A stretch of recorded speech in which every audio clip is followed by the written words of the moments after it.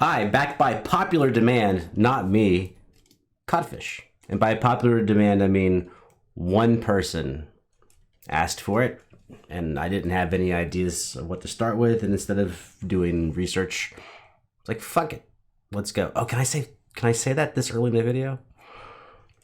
You know, algorithms and whatnot. Anyways, trying to be a somewhat responsible musician and reactor analyst, whatever you want to call it. I said, Eyes on Fire, Blue Foundation, beatbox cover. I don't know who Blue Foundation is. I don't know Eyes on Fire. And instead of just going in, not knowing anything, let me go find the song. Shockingly, I know the song and I love the song. I just never knew who it was. It's a song who knows how many times I've heard it. Absolutely love the song. So now I know who that artist is, and I know the name of the song, and the song's awesome. It's 15 years old. So that's all.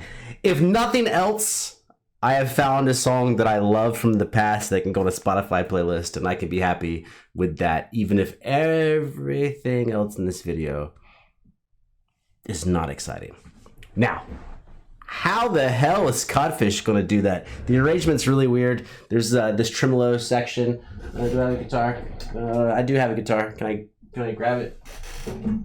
There's a tremolo on the strings. When I say the strings, typically I mean orchestral strings, viola, violin, cello, bass. Sounds like a violin.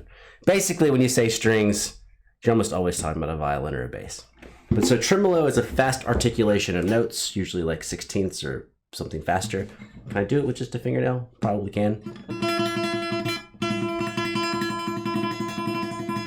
Almost like playing a mandolin.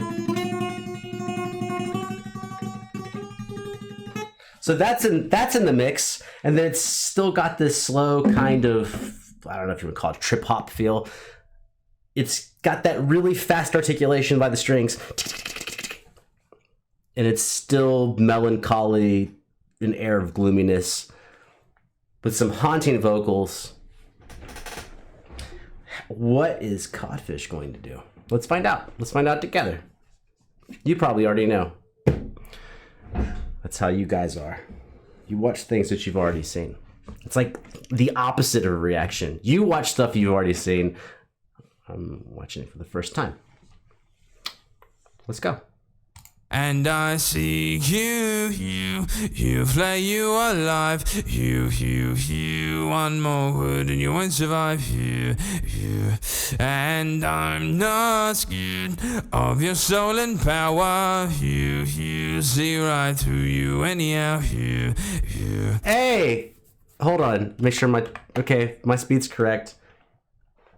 And I see you, flay you alive, one more food and you won't survive, and I'm not of your soul and power, see right from you anyhow.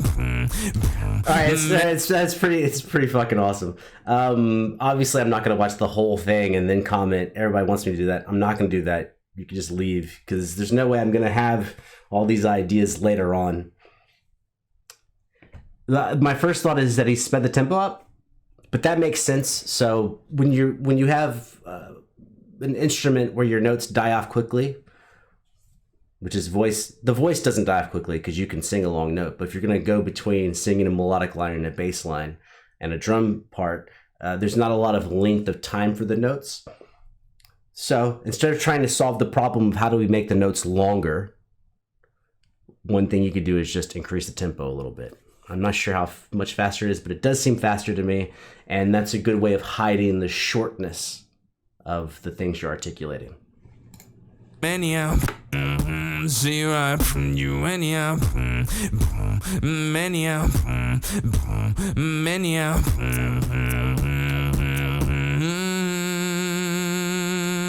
And I see you.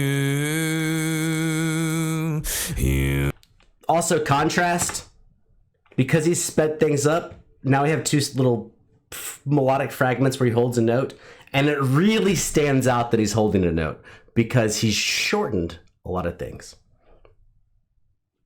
Contrast. And I see you.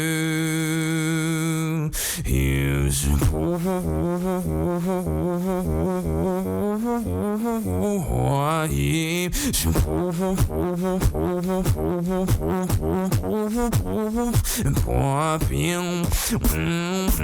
listening to see, like, are those triplets or is it just like eighth notes, like 1, 2, 3, 4, 5, 6, 7, 8? So it's like two groups of 3 and then a group of 2.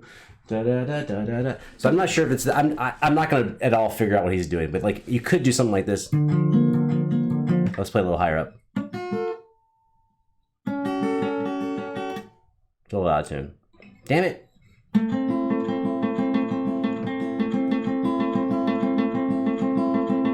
It kind of sounds like triplets, but that's actually just eighths or whatever. 1, 2, 3, 1, 2, 3, 1, 2. So you get 8 notes per measure.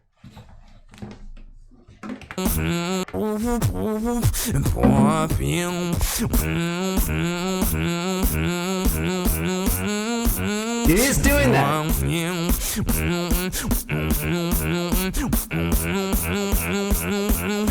Oh, we're going up the whole step. And I'll see you.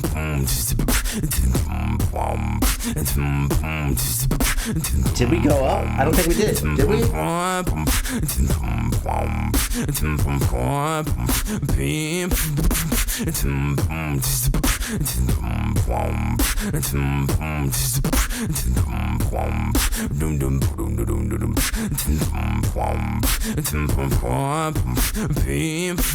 Okay, I'm gonna fly in the face of probably whatever you're expecting, I think. I don't think his beatbox is the part that's amazing. Because that's just the execution of the idea. He's using his skill set to execute what he's visualized and created in his head. He's created an arrangement for the song. He's executing that with his world-class beatbox skill. I think the genius is the arrangement, and on the execution, I think it's him holding on consistently to the pitches. Bouncing between a bass line, a melodic line, a little bit of filler stuff, and not losing his place pitch-wise. You know, people typically have like a problem. Either they're ascending or descending pitch-wise. So by the end of the song, they're much lower or much higher than they started pitch-wise. And he seems to be very much dialed in. I think the arranging and staying true to the pitch. I think the brain. I think the brain work he's done here is the most astounding thing. Definitely the beatbox is out of this world, but you have to have a vision of greatness before you can execute greatness with your skill. He had the vision first, and now he's executing it.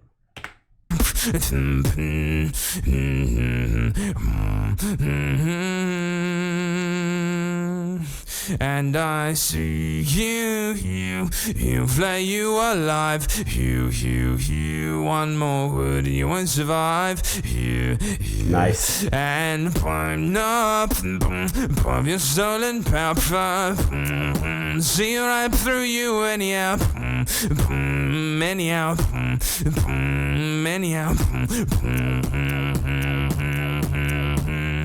And I see you. Nice. A little bluesy.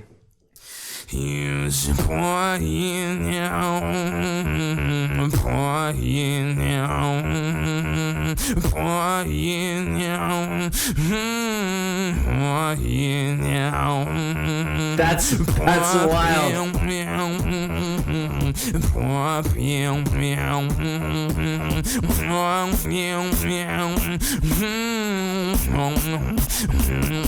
I see you. Let's go.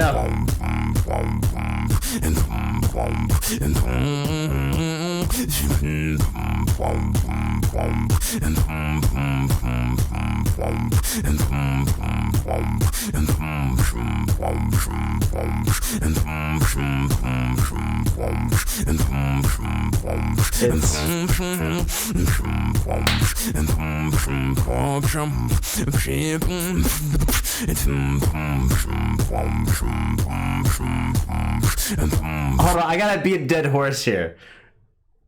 And this goes back to like amazing pianists, guitarists, but I like to think about pianists and violinists, people that go back, 300-400 years, because this is the story of like all time.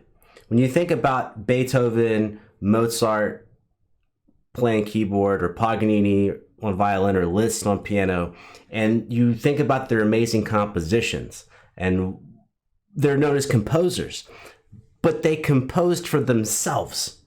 Their technique was so out of this world that they needed a new type of music to showcase how they had stretched the limits of what was possible. So Beethoven's composing work is fantastic, but a lot of the pianistic work was for himself as an amazing pianist. And I think Codfish's arrangement, I just think, yes, world-class execution. But he had to first have the idea of he had to envision world-class performance and execution, and then execute it. This is the mind, man. The mind is first. The mind is first. The ideas, the vision, and then we try to translate it into a performance. He's the pilot of the ship, but he also designed the starship.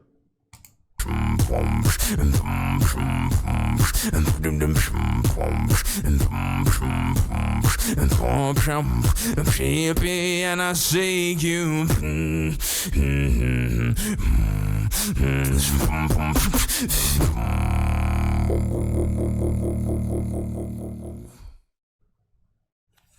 Excellent. That's excellent. I thought it was fire. I didn't know how he was going to get around.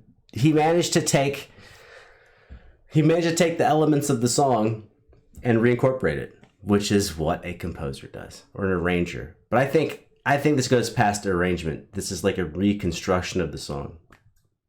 Right, you have an idea of what the bass is doing, what the chords are of the song, what the melody is. You have a rhythm, you have a tempo of what to expect.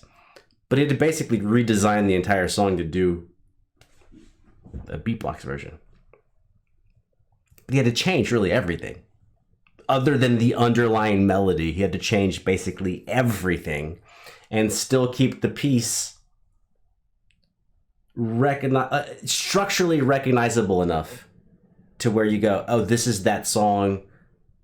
That's what I'm hearing. It's that song. It's a completely different realization of the song, but you completely recognize it. You don't have to be told.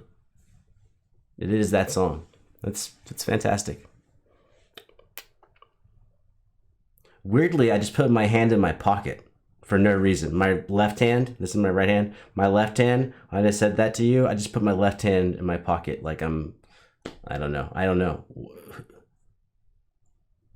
Like I'm definitely walking off. I'm wearing like stretchy gym shorts. It's like it's like, why did I put my hand in my pocket? It's out of my pocket now. That's weird. I'm weird. You're probably on the spectrum. I'll see you.